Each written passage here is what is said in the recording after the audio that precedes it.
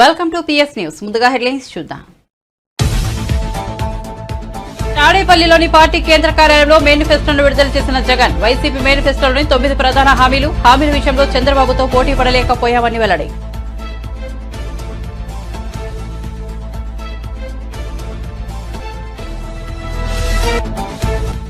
నెల్లూరు జిల్లా ఆత్మకూరులో ప్రజాగలం సభ హాజరైన చంద్రబాబు 40 ఏళ్లలో తనపై కేసు పెట్టే సాహసం ఎవరూ చేయలేకపోయారని వెల్లడి. అడ్డం వస్తున్నారని భావిస్తే అడ్డంగా నరికేసే పరిస్థితి రాష్ట్రంలో ఉందని వ్యాఖ్యలు.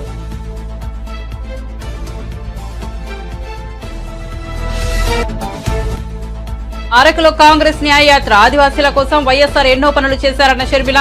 ఇప్పుడు వారిని పట్టించుకునే వారే లేరని ఆరోపణ. రోజా మాత్రం జబర్దస్త్గా ఉన్నారని వ్యంగ్యం.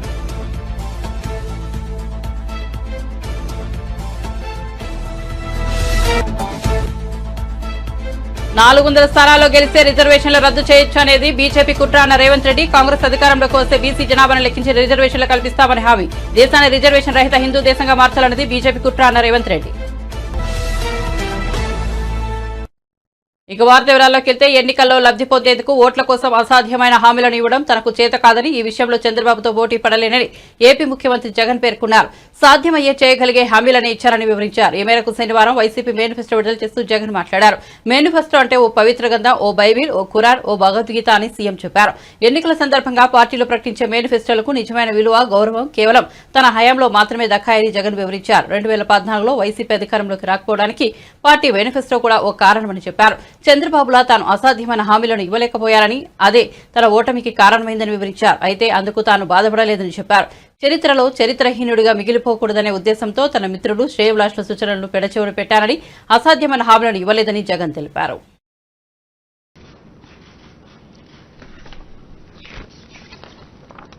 ఈ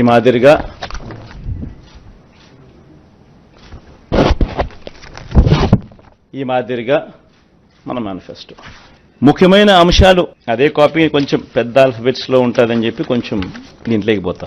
అదే కాపీని, అది చిన్న సైజు అక్షరాలు, ఇది పెద్ద సైజు అక్షరాలు. గమనిస్తే మనం పెట్టిన నవరత్నాలకు సంబంధించిన గమనిస్తే విద్య ముఖ్యమైన అంశాలు ఈ మాత్రం పైన చెప్తా. విద్య, అమ్మఒడి, ట్యాబులు, విద్యా కానుక, గోరుముద్ద, ఇంగ్లీష్ మీడియం, డిజిటల్ బోధన. వైద్యం, విస్తరించిన ఆరోగ్యశ్రీ ఇంకా విస్తరణ, ఆరోగ్య ఆసరా, విలేజ్ క్లినిక్లు, ఫ్యామిలీ డాక్టరు, 17 కొత్త మెడికల్ కాలేజీలు, జగనన్న ఆరోగ్య సురక్ష. వ్యవసాయం, రైతు భరోసా, ఆర్బీకేలు, ఉచిత పంటల బీమా, 0 వడ్డీ పంట రుణాలు, పగటి పూటే 9 గంటల ఉచిత విద్యుత్, సమయానికే ఇన్పుట్ సబ్సిడీ. ఉన్నత విద్య, జగనన్న విద్యా దీవెన, పూర్తి fee reimbursement, Jagananna Vasathi Deevena, job oriented గా కరికులంలో మార్పులు, నాడు నేడు స్కూళ్లు, నాడు నేడు హాస్పిటల్స్, పేదలందరికీ ఇళ్లు, అక్క చెల్లెమ్మల పేరిట పేదలకు ఇంటి స్థలాలు, ఇళ్లు, మహిళా సాధికారత, చేయూత, కాపు నేస్తం, ఈబీసీ నేస్తం, 0 వడ్డీ, సామాజిక భద్రత, పెన్షన్ కానుక 2 విడతల్లో 3,500కు పెంపు, ఎప్పటిలాగే ఇంటి వద్దే వాలంటీర్ల ద్వారా పెన్షన్ల పంపిణీ. అభివృద్ధి, మౌలిక వసతులు, సుపరిపాలన. నిర్మిస్తా ఉన్న 4 పోర్ట్లు ఫినిషింగ్, ఫిషింగ్ హార్బర్లు ఫినిషింగ్, ఎయిర్పోర్ట్లు వాటి విస్తరణ ఫినిషింగ్, ఇండస్ట్రియల్ కారిడార్లు ఫినిషింగ్, ఇండస్ట్రియల్ నోడ్స్ ఫినిషింగ్, ప్రాధాన్యత క్రమంలో జలయజ్ఞం ఫినిషింగ్, గ్రామ వార్డు సచివాలయాలు, వాలంటీర్ల. ఒక మేనిఫెస్టోను ఒక బైబిల్ గా, ఇది 2019 మన మేనిఫెస్టో.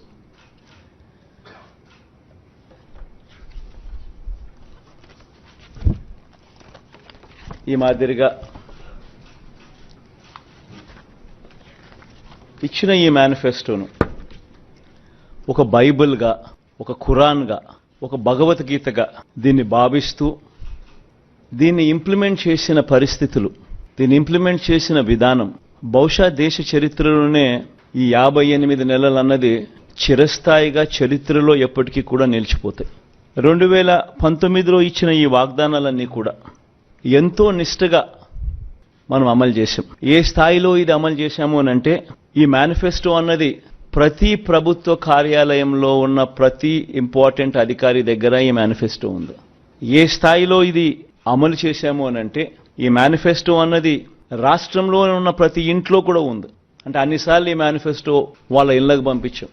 ప్రతి సంవత్సరం తర్వాత ఇదిగో ప్రోగ్రెస్ రిపోర్ట్, ఇదిగో అక్క, ఇదిగో చెల్లమ్మ, ఇదిగో ప్రోగ్రెస్ రిపోర్ట్, ఇదిగో మా మేనిఫెస్టో, చెప్పినటువన్నీ మీరే టిక్ చేయండి అని మొట్టమొదటి సంవత్సరంలో 88%, 85%, 86% మొట్టమొదటి సంవత్సరంలో టిక్కు పెడితే చివరికి వచ్చేసరికి 99% పైచిలకు మేనిఫెస్టోను మనం ఇంప్లిమెంట్ చేసి ప్రజల చేతుల్లో ఇచ్చిన పరిస్థితి.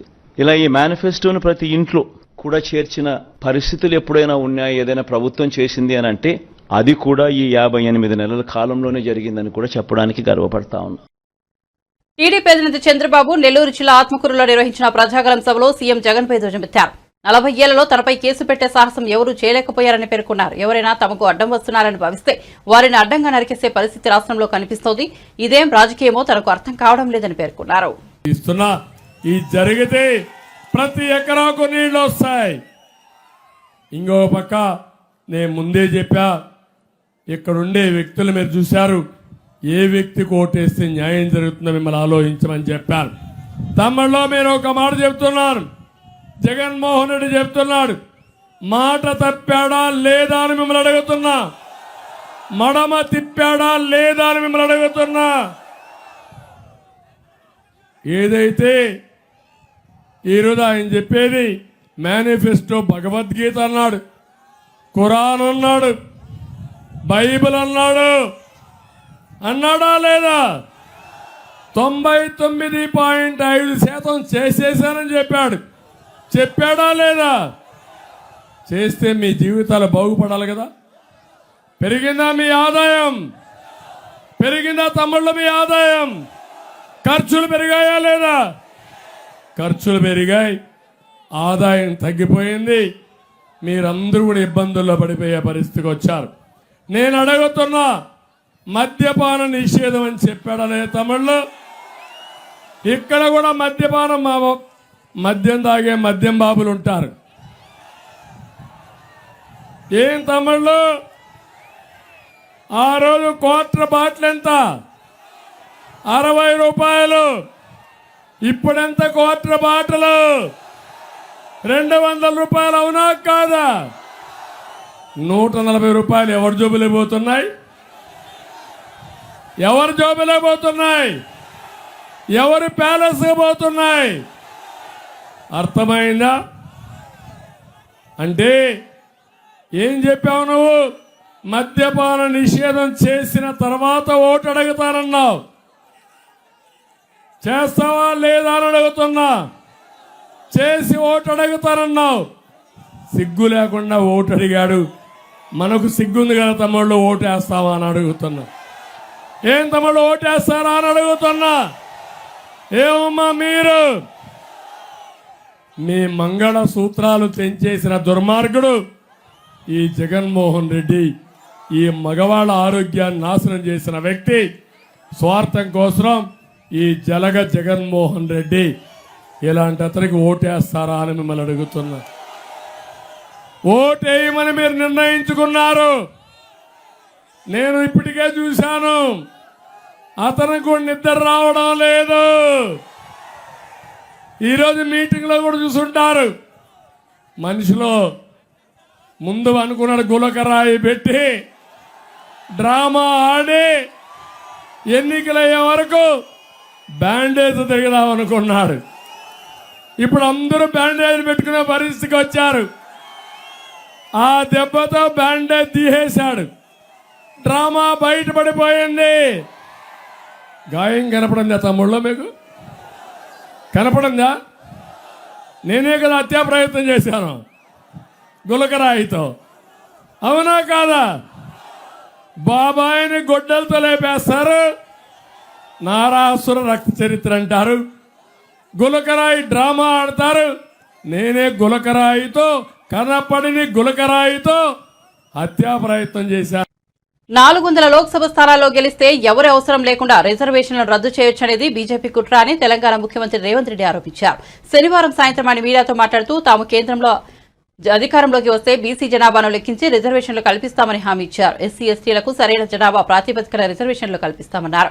2025తో ఆర్ఎస్ఎస్ ను స్థాపించి 100 ఏళ్లు పూర్తవుతుందన్నారు. ఈలోగా భారత్ కు రిజర్వేషన్ రహిత హిందూ దేశంగా మార్చాలని ఆర్ఎస్ఎస్ ఎప్పుడో చెప్పిందన్నారు. ఇందుకోసమే బీజేపీ ప్రయత్నాలు చేస్తోందన్నారు. బలహీన వర్గాలపై మోదీ, అమిత్ షా సర్జికల్ స్ట్రైక్ చేస్తున్నారని మండిపడ్డారు. మించకూడదనే నిబంధన పెడుతూ ఆ విధంగా కాంగ్రెస్ పార్టీ తీసుకున్న బీసీ ఓబీసీ రిజర్వేషన్లు కూడా సంపూర్ణంగా సుప్రీంకోర్టు ఆమోదంతో ఆ రిజర్వేషన్లు అమలుకు వచ్చినాయి. బీసీ ఓబీసీలకు చట్టసభలల్లో రాజకీయపరమైన రిజర్వేషన్లు లేవు, కానీ ఎస్సీ ఎస్టీలకు ఏ రకంగా అయితే విద్యా ఉద్యోగాలలో రిజర్వేషన్లు ఉన్నాయో బీసీ ఓబీసీలకు కూడా ఆ రిజర్వేషన్లు అమలు జరిగినాయి. ఆనాటి నుంచి ఈనాటి వరకు బీసీ ఓబీసీలు చట్టసభలలో కూడా మాకు రిజర్వేషన్లు ఉండాలి, మా కోటా కేటాయించమని వివిధ సందర్భాలలో వాళ్ళ డిమాండ్ను వినిపిస్తూనే ఉన్నారు. దాని పట్ల కూడా రాజకీయ పార్టీలు వివిధ రకాలలో వివిధ సందర్భాలలో స్పందించడం జరిగింది. ఇప్పుడు ఎందుకు ఈ అన్ని అంశాలను కాంగ్రెస్ పార్టీ ప్రస్తావిస్తుంది అని అంటే, రాహుల్ గాంధీ గారు భారత్ జోడో యాత్ర సందర్భంగా ఈ దేశంలో 50% పైగా ఉన్న బీసీసీ ఓబీసీకి సంబంధించిన ప్రతినిధులు ప్రజలు రాహుల్ గాంధీ గారికి విజ్ఞప్తి చేసింది. 50% వర్టికల్ రిజర్వేషన్ లిమిట్ను తొలగించాలి, మా జనాభా దామాషా ప్రకారము మాకు రిజర్వేషన్లు కల్పించాలి, అప్పుడే మా సామాజిక ఆర్థిక పరిస్థితి మెరుగుపడుతుంది, వీటన్నిటిని కూడా అమలు చేయాలని వాళ్ళందరూ కూడా రాహుల్ గాంధీ గారికి విజ్ఞప్తి చేయడం జరిగింది. ప్రజలలో తిరిగి కన్యాకుమారి నుంచి కశ్మీర్ వరకు పాదయాత్ర చేసి 150 రోజులు 4000 కిలోమీటర్ల పాదయాత్రలో రాహుల్ గాంధీ గారు ప్రజల నుంచి వచ్చిన డిమాండును సూచనను దృష్టిలో పెట్టుకొని స్పష్టంగా ఏ రాష్ట్రంలో మా ప్రభుత్వం ఉంటే ఆ రాష్ట్రంలో తప్పకుండా మేము బీసీ జనాభాలను లెక్కించి నిధుల కేటాయింపుల్లో రిజర్వేషన్ల విషయంలో చట్టం చేస్తామని చెప్పిండు. కేంద్రంలో అధికారం వచ్చిన ఎంబడే బీసీ జనాభాను లెక్కించి ఓబీసీ జనాభాను లెక్కించి 50% పరిమితానికి లోబడిన రిజర్వేషన్లను కూడా తొలగించి 50% పైబడి కూడా బీసీ ఓబీసీలకు కూడా రిజర్వేషన్లు కల్పించడమే కాకుండా ఎస్సీ ఎస్టీలు ఎంత జనాభా ఉన్నారో అంత జనాభా ప్రాతిపదికన వాళ్ళకు కూడా రిజర్వేషన్లు ఇస్తాము అని చెప్పి రాహుల్ గాంధీ గారు చెప్పారు.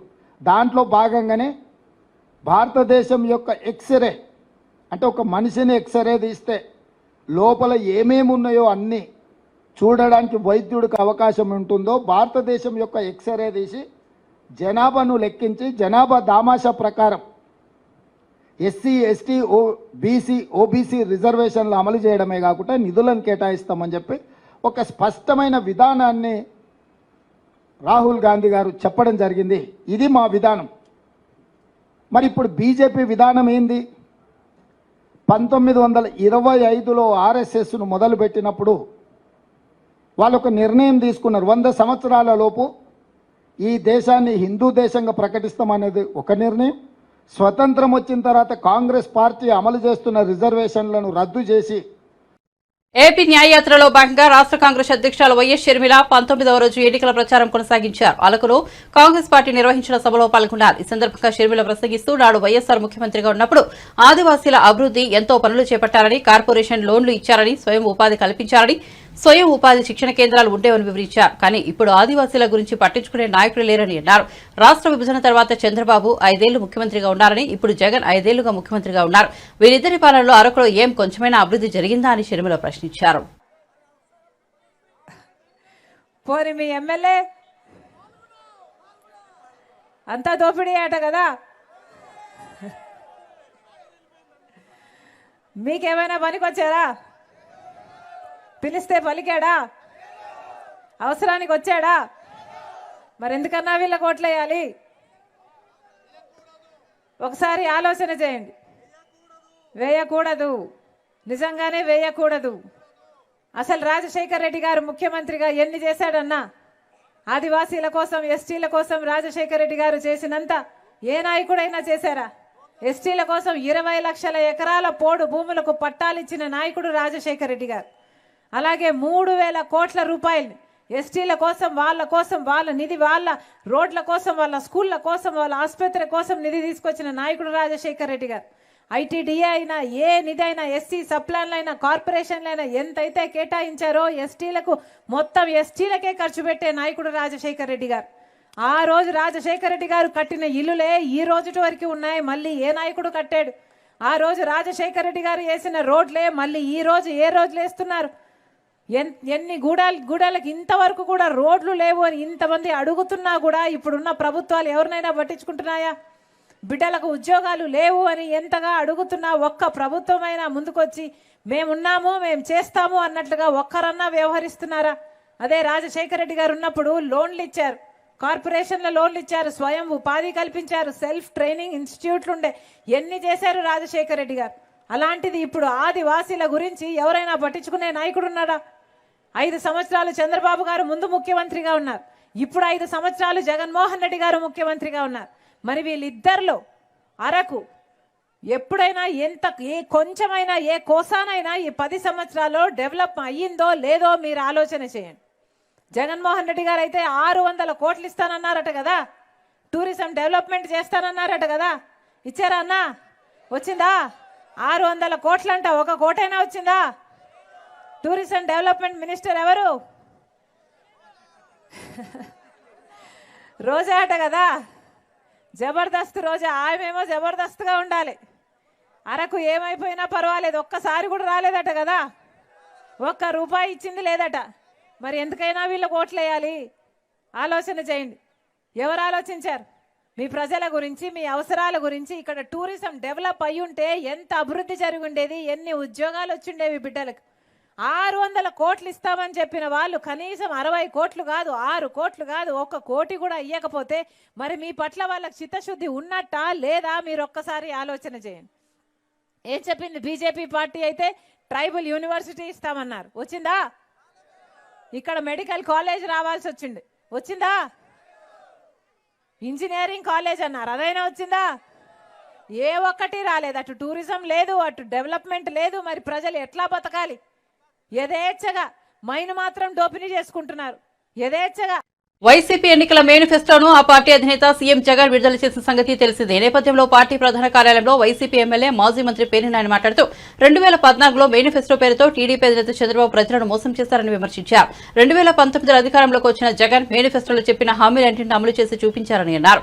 కరోనా సంక్షోభ సమయంలో కూడా హామీల అమలును కొనసాగించారని కొనియాడారు. చెప్పని కూడా జగన్మోహన్ రెడ్డి గారు ఈరోజు తన మేనిఫెస్టోలో చెప్పడం జరిగింది. ఇది ఆకర్షణీయంగా దొంగ మాటలు లేనటువంటి నిజాయితీతో కూడినటువంటి ఒక నమ్మకాన్ని నిలబెట్టుకున్నటువంటి జగన్మోహన్ రెడ్డి గారు చెప్పినటువంటి ఈ మేనిఫెస్టో ఖచ్చితంగా ప్రజలు అత్యంత విశ్వసనీయతని మారుపేరైనటువంటి జగన్మోహన్ రెడ్డి గారు చెప్పిన ప్రతి మాటని జనం నమ్ముతారు. నమ్మకానికి మారుపేరైనటువంటి జగన్మోహన్ రెడ్డి గారు ఇచ్చినటువంటి ఈ మాటని ప్రతి వైఎస్ఆర్ కాంగ్రెస్ పార్టీ, ప్రతి గృహసారథి, ప్రతి కార్యకర్త దీన్ని ప్రజల్లోకి చేరవేయండి, ప్రజలకు చేరవేయండి. ఆల్రెడీ ఇప్పటికే మాట చెప్తే నిలబడతాడు. మా నమ్మకం జగన్, చెప్పాడంటే చేస్తాడంటే అనేటువంటి మాటలు మనం జగన్ గురించి మారుపేరుగా మాట్లాడుకుంటున్నాం. కాబట్టి ఖచ్చితంగా 2024 జూన్ మాసంలో జగన్మోహన్ రెడ్డి గారు ప్రమాణ స్వీకారం చేసి మళ్ళీ ఈ మేనిఫెస్టోని అమలు చేసి తీరుతాడని చెప్పని కూడా మీ అందరికీ విజ్ఞప్తి చేస్తూ సెలవు. సార్, కొత్తవి చెప్పి మోసం చేసే కంటే కొత్త హామీలని చెప్పి మోసం చేయడానికి జగన్ నిజాయితీ చూడండి. మీకు ఇదే మనం జగన్మోహన్ రెడ్డి గారిలో చూడాల్సింది. ఎన్నికలకు వెళ్తూ కూడా నేను మోసం చేయను, నేను ఏదైతే అమలు చేయగలనో అదే. రేపొద్దున చంద్రబాబు లాగా అవసరం తీరిన తర్వాత మోసం చేసేయచ్చు, అధికారం వచ్చిన తర్వాత ఎవడు ఎదురు చెప్పలేడు, 5 ఏళ్ళు అధికారాన్ని అనుభవించేయచ్చు, మళ్ళీ బాగా సంపాదించుకోవచ్చు అనేటువంటి తప్పుడు ఆలోచన లేనటువంటి 5 పదుల కుర్రాడు జగన్మోహన్ రెడ్డి. నమ్మకం కోసం బతుకుతున్నాడు, నిజాయితీగా బతుకుతున్నాడు. ఈ రాష్ట్ర ప్రజలకి నయా పైసా లంచం లేకుండా, రికమెండేషన్ లేకుండా అర్హత ఆధారంగా పెన్షన్ పథకాలు పంచిపెట్టేటువంటి కార్యక్రమాన్ని నాయకత్వం వహిస్తున్నాడు. మరి దమ్ముగా చెప్తున్నాడు. ఎంత ఆత్మవిశ్వాసం కావాలి ఈ రకమైనటువంటి ఎన్నికల ముందు, నేను ఇది మాత్రమే అమలు చేయగలను, ఇంతకు మించి చేయటం ఎవడి వల్ల కాదు, ఎవడన్నా చెప్తే ఆడు మోసగాడే అనేది ఇంత దమ్ముగా చెప్పగలిగేటువంటి రాజకీయ నాయకుడు ఎవడున్నాడు?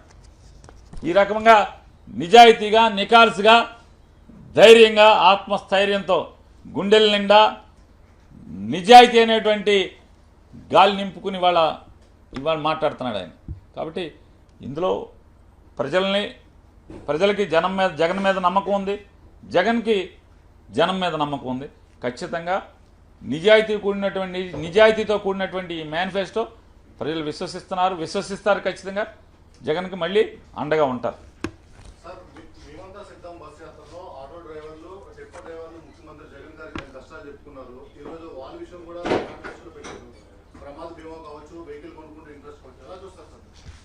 అంటే జగన్ అంటే పేదవాడి పట్ల సానుకూల దృక్పథం ఉన్నటువంటి రాజకీయ నాయకుడు అంటే అధికారం కోసం వెంపర్లాడేటువంటి రాజకీయ నాయకుడు. కోమిరెడ్డి వెంకటరెడ్డి వద్ద 22 మంది బీఆర్ఎస్ ఎమ్మెల్యేలు ఉన్నారని, తనకు ఫోన్ వచ్చిందని, వారంతా కాంగ్రెస్ పార్టీలో చేరేందుకు సిద్ధమని తనకు చెప్పారని, కానీ నేను మాత్రం ఆయన మాటలు నమ్మలేదని హుజూరాబాద్ బీఆర్ఎస్ ఎమ్మెల్యే పాడి కౌశిక్ రెడ్డి అన్నారు. తాము కేసీఆర్ సైనికులుగా పనిచేస్తామన్నారు. కోమిరెడ్డిని మెంటల్ ఆసుపత్రిలో చేర్పించాలని ఎద్దేవా చేశారు.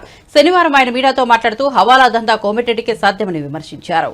హరీష్ రావు గారిని విమర్శించిన తీరు చూస్తే చాలా బాధ అనిపించి ఇలా కంపల్సరీ ప్రెస్ మీట్ పెట్టాలన్న ఒక ఉద్దేశంతో ఇలా హుజరాబాద్ లో ఉన్నప్పటికీ 2-3 ప్రోగ్రాంలు క్యాన్సిల్ చేసుకుని అయినా ఇలా కరీంనగర్కి వచ్చి హెడ్ క్వార్టర్ లో ప్రెస్ మీట్ పెట్టడం జరుగుతూ ఉన్నది. కోమటిరెడ్డి వెంకటరెడ్డి గారికి మంత్రి కాగానే గండ గౌరవం బాగా పెరిగింది. ఆయన మంత్రిలాగా మాట్లాడతలేడు, ఒక మూర్ఖుల్లాగా మాట్లాడుతూ ఉన్నాడు. నిన్న హరీష్ రావు గారిని విమర్శించిన తీరు చూస్తుంటే ఆయన మానసిక పరిస్థితి బాగలేదనిపిస్తా ఉంది. 4-5 పెగ్గులు దాగి మందు దాగి నిన్న ప్రెస్ మీట్ పెట్టి హరీష్ రావు గారిని తిడుతా ఉన్నారు. ఇలా ఈ రాష్ట్ర మంత్రివర్గంలోనే సబ్జెక్ట్ లేని సన్యాసే కోమటిరెడ్డి వెంకటరెడ్డి ఒక జోకర్, ఒక బ్రోకర్, ఒక తాగుబోతోడు. హౌలా పనులైనా హవాలా దందాలైనా కోమటిరెడ్డి వెంకటరెడ్డితోనే సాధ్యం అని చెప్పి సందర్భంగా మీ అందరికి కూడా తెలియజేస్తా ఉన్నాను. వెంకన్న, నీకు సిగ్గు అనిపిస్తలేదా? నీకు సిగ్గు, శరము, లజ్జ, మానం లేదా అని నేను అడుగుతా ఉన్నాను. జూనియర్ అయిన రేవంత్ రెడ్డి కింద పనిచేయడానికి నీకు సిగ్గు అనిపిస్తలేదా? ఒక తెలంగాణ ద్రోహి రేవంత్ రెడ్డి, అట్లాంటి రేవంత్ రెడ్డి గారి కింద పనిచేస్తుంటే నీకు సిగ్గు అనిపిస్తలేదా, శరం అనిపిస్తలేదా అని నేను అడుగుతా ఉన్నా. ఇవాళ అందుకే నాకు వెంకన్నకి దేవుడు కోడికున్న దిమాగ్ కూడా వెంకన్నకి లేదని నేను అంటా ఉన్నాను. ఆయన మాట్లాడే తీరు, ఆయన మాట్లాడే భాష, ఆయన ఏం మాట్లాడతాడో ఎవరికి తెలియదు సబ్జెక్టు. ఎస్, హరీష్ రావు గారు ఒక ఛాలెంజ్ని విసిరిండు. దాన్ని మీరే అన్నారు కదా. ఆయన విసిరిన తర్వాత మీ ముఖ్యమంత్రి రేవంత్ రెడ్డి గారే అన్నారు కదా, అన్ని పేపర్లు రెడీ పెట్టుకొని అన్నది మీ ముఖ్యమంత్రే కదా. అయినా హరీష్ రావు గారు సొంతంగా కూడా ఈ మాట అనలే. హరీష్ రావు గారు ఒక మీటింగ్లో పోతే రైతులు, మహిళలు, యువకులు వచ్చి హరీష్ అన్న, రేవంత్ రెడ్డి గారు ఆగస్టు 15కి నేను రైతు రుణమాఫీ చేస్తా అంటుండు కదా, ఆగస్టు 15కి రైతు రుణమాఫీ చేస్తా అంటుండు కదా, నువ్వు ఈ సవాల్ విసిరి నువ్వు రాజీనామా చేయి మా కోసం. నువ్వు 5 ఏళ్లు నీకు పవర్ లేకున్నా మంచిదే, నువ్వు ఒక్కసారి మాకు రాజీనామా చేయి, ఆయనను కూడా రాజీనామా చేయమందాం. ఈ సవాల్ని స్వీకరిస్తే దీంతోనన్నా మాకు నమ్మకం వస్తుంది ఒక్కసారి అని ప్రజలు అడిగినండి హరీష్ రావు గారిని.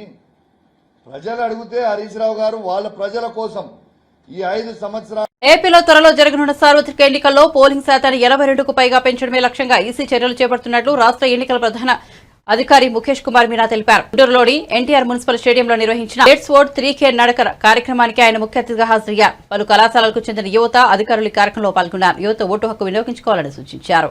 చేసిన తర్వాత డ్రాఫ్ట్ లిస్ట్ ఇష్యూ చేసిన తర్వాత చాలా తక్కువ మంది ఉన్నారు. అప్పుడు ఓన్లీ 2.5 లక్షల మంది.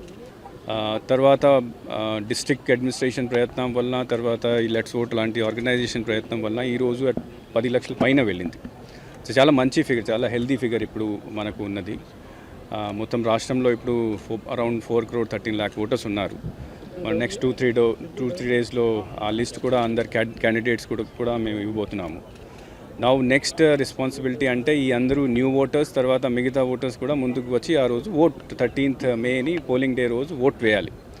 సో ఆ ప్రయత్నంకి భాగంగా ఈరోజు ఇక్కడ ర్యాలీ ఏర్పాటు చేయడం జరుగుతుంది. లాస్ట్ టైం మనకు 79% ఓటింగ్ ఉండేది. ఈసారి అట్లీస్ట్ 82 to 83% ఓటింగ్ శాతం పెంచడానికి అన్ని ప్రయత్నాలు మనం చేస్తున్నాము. ఓట్ చేయాలి. అర్బన్ ఏరియాస్లో మన రాష్ట్రంలో కూడా ఆల్దో మిగతా రాష్ట్రాల కంటే యావరేజ్ ఓటింగ్ పర్సెంటేజ్ చాలా ఎక్కువ ఉంది. యాజ్ ఐ సెడ్ 79% ఉంది. కానీ అర్బన్ ఏరియాస్లో ఇప్పుడు కూడా కొద్దిగా తక్కువనే ఉంది. సో సుమారుగా 18 సిటీస్లో మన అసెంబ్లీ కాన్స్టిట్యున్సీస్లో ఇట్ ఈస్ బిలో 68% ఉంది. సో ఇది పెంచడానికి ఈసారి మనం స్పెషల్ ప్రయత్నం కింద అంటే అక్కడ ఎవరు ఓట్స్ చేయడం లేదు ఐడెంటిఫై చేయడం జరిగింది. దీని కింద స్టూడెంట్స్ వస్తారు, సెకండ్ ఇండస్ట్రీస్లో పనిచేసిన వాళ్ళు వర్కర్స్ ఉంటారు, కార్పొరేట్ సెక్టర్లో పనిచేసిన వాళ్ళ ఓటర్స్ ఉంటారు, తర్వాత మిడిల్ క్లాస్ అప్పర్ మిడిల్ క్లాస్లో మన ఈ సొసైటీస్లో ఉన్న వాళ్ళు ఉన్నారు. సో మన స్ట్రాటజీ కింద ఈ 4 కేటగిరీస్ని మనం టార్గెట్ చేయడం జరిగింది. People who are working in the industries మనం ఆల్రెడీ ఆ రోజు సెలవు డిక్లేర్ చేశాము. ఆ సెలవు కూడా we have declared without work they paid holiday కింద డిక్లేర్ చేయడం జరిగింది, పెయిడ్ వర్కింగ్ డే కింద డిక్లేర్ చేయడం జరిగింది. తర్వాత ఇండస్ట్రీస్ డిపార్ట్మెంట్ ద్వారా జిల్లా లెవెల్లో ఇండస్ట్రీస్ డిపార్ట్మెంట్ ద్వారా వాళ్ళతో కోఆర్డినేట్ చేసి 3 days ముందు పెట్టేసి కంపల్సరీగా వాళ్ళని ఈసారి యాజమాన్యంతో మాట్లాడి we'll try to influence them to send them to vote. తర్వాత ఏ రోజు ఏ ఇండస్ట్రీ ఆయన వాళ్ళని అలౌ చేయలేదు ఎక్సెప్ట్ ఎమర్జెన్సీ కేసెస్లో. We'll definitely take action against those people also. Corporate సెక్టర్లో కూడా మన జిల్లా లెవెల్లో నోడల్ అధికారి ద్వారా మేము టచ్లో వచ్చాము. అండ్ అట్ ద సేమ్ స్టూడెంట్స్కి మీరు ఇప్పుడు చూస్తున్నారు ఇట్లాంటి అటెంప్ట్స్ ద్వారా పెంచడానికి ప్రయత్నాలు ఉన్నాయి. సో డెఫినెట్లీ ఈ 20 కాన్స్టిట్యున్సీస్ మనం ఐడెంటిఫై చేశాము. అక్కడ కూడా ఈసారి ఓటింగ్ శాతం పెంచి యావరేజ్ ఓటింగ్ శాతంని 83% వరకు తీసుకురావడానికి ప్రయత్నాలు చేస్తున్నాం. Thank you.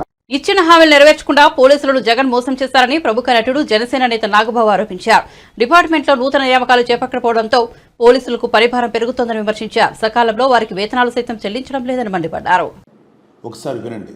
జీతాలు పెంచడంలో, సిపిఎస్ రద్దులో ఉద్యోగులందరినీ ఎలా మోసం చేశాడో పోలీసులను కూడా జగన్ అలాగే ముంచేశాడు. పోలీసు అన్నలు, నేను రాగానే మీ అందరికీ వారానికి ఒకరోజు సెలవు ఇచ్చేస్తాను అని తీయగా ఎన్నికలకు ముందు చెప్పాడు. మీ వీక్లీ ఆఫ్ ఫైల్ మీద సంతకం కూడా పెట్టేశానని కుర్చీలో కూర్చున్నాక చెప్పాడు. అసలు సెలవిచ్చే ఉద్దేశం ఉంటేనే కదా వీక్లీ ఆఫ్ అమలు కాలేదు. సరికదా? టైము పాడు లేకుండా డ్యూటీలు వేసి పారేస్తున్నాడు. కారణం, పోలీస్ శాఖలో ఉన్న ఖాళీ భర్తీ చేసి కొత్తగా రిక్రూట్మెంట్ చేస్తే ఉన్న పోలీసులకి వారానికి ఒకరోజు సెలవు దొరికేది. ఈ పోలీస్ రిక్రూట్మెంట్ కూడా సక్రమంగా జరగలేదు. నోటిఫికేషన్ ఇస్తాడు, కోర్టులు కేసులు వేయిస్తాడు, రిక్రూట్మెంట్ అర్ధాంతరంగా ఆగిపోతుంది. 6,500 పోలీస్ పోస్టులు భర్తీ చేసి ఉంటే ఖచ్చితంగా పోలీసులకు సెలవు పెట్టుకునే వీలు సిక్కేది. ఈ మహానుభావుడు సరిగా రిక్రూట్మెంట్ చేస్తేనే కదా. స్టాఫ్ లేరు కాబట్టి డబుల్ డ్యూటీనో ట్రిపుల్ డ్యూటీనో చేసినా ఏం ఉపయోగం? కనీసం ప్రభుత్వం నుంచి రావాల్సిన జీతాలు టైంకు రావు. అతనికేంటి గవర్నమెంట్ ఎంప్లాయీ 1వ తారీఖు వచ్చేసరికి జీతం వస్తుంది అని అనుకోవడానికి లేదు. ఈ వైసీపీ పాలన వచ్చాక జీతాలు రావు, డిఏ బకాయిలు ఇవ్వరు. 2018 నుంచి పెండింగ్లో ఉన్న డిఏలు పోలీసులకు ఇవ్వడం లేదు. ఒక్కో పోలీసుకి సీనియారిటీని బట్టి 2 లక్షల నుంచి 5 లక్షల వరకు డిఏ బకాయి పడ్డాడు ఈ దివాలా కోరు ముఖ్యమంత్రి. పోలీసులకి రౌండ్ ద క్లాక్ డ్యూటీ కాబట్టి వాళ్ళకు ఉన్న సెలవులను ప్రభుత్వానికి సరెండర్ చేస్తారు, వాటికి డబ్బులు ఇస్తారు. పోలీసులకు సెలవులు లేవు, వాటిని ప్రభుత్వానికి సరెండర్ చేసిన డబ్బులు ఇవ్వడం లేదు. డిఏలు టీఏలు సరెండర్ లీవులు ఎగ్గొట్టేస్తున్నాడు అని పోలీసులు బాధపడే లోపే వాళ్ళు దాచుకున్న జీపీఎఫ్ డబ్బులు కూడా దోచేశారు. ఎవరైనా సరే తమ సొమ్ములు పోతే పోలీసుల దగ్గరికి వెళ్తారు. పోలీసుల ఖాతాలో ఉన్న డబ్బులే దోచేస్తే వాళ్ళు ఎవరి దగ్గరికి వెళ్ళాలి? దోచిన వాడు ఎవరో తెలుసు కదా. మన శివశివాని స్కూల్లో 10th పేపర్లు కొట్టేసిన వాడే. అలవాట్లు ఎక్కడికి పోతాయి? పోలీస్ సోదరులు, మీరు మీ కుటుంబ సభ్యులు ఒక ఆలోచన చేయండి. జగన్ మీ శ్రమను దోచేస్తున్నాడు, ఆర్థికంగా నష్టపరిచాడు, మీ ఆరోగ్యాలు గొల్లైపోతున్నా చలించడు. పైగా మీతో తన రాజకీయ అవసరాలకు తగ్గట్టు పని చేయిస్తున్నాడు. పవన్ కళ్యాణ్ గారికి తెలుసు పోలీసులను వైసీపీ పవర్గా వాడుతుంది అని. రాబోయే కూటమి ప్రభుత్వంలో కాకి సోదరుల కష్టాలు తీర్చే బాధ్యతను తీసుకుంటాం. వారి శ్రమను దోచే పనులు చేయబోం. పోలీసులకు రావాల్సిన అలవెన్స్లు, సెలవులు వచ్చేలా చేస్తాం. తాడేపల్లిలోని పార్టీ కేంద్ర కార్యాలయంలో మేనిఫెస్టోను విడుదల చేసిన జగన్, వైసీపీ మేనిఫెస్టోలోని 9 ప్రధాన హామీల విషయంలో చంద్రబాబుతో పోటీ పడలేకపోయామని వెల్లడి.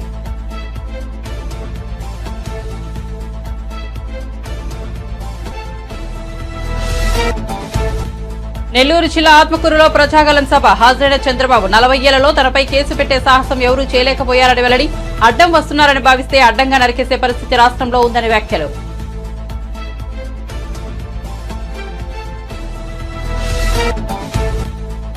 అరకులో కాంగ్రెస్ న్యాయయాత్ర ఆదివాసీల కోసం వైఎస్ఆర్ ఎన్నో పనులు చేశారన్న షర్మిల. ఇప్పుడు వారిని పట్టించుకునే వారే లేరని ఆరోపణ. రోజా మాత్రం జబర్దస్త్గా ఉన్నారని వ్యంగ్యం.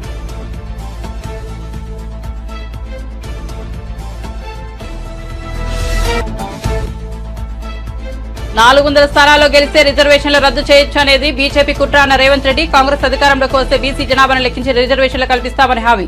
దేశాన్ని రిజర్వేషన్ రహిత హిందూ దేశంగా మార్చాలన్నది బీజేపీ కుట్ర అన్న రేవంత్ రెడ్డి. మరిన్ని అప్డేట్స్ కోసం చూస్తూనే ఉండండి PS న్యూస్.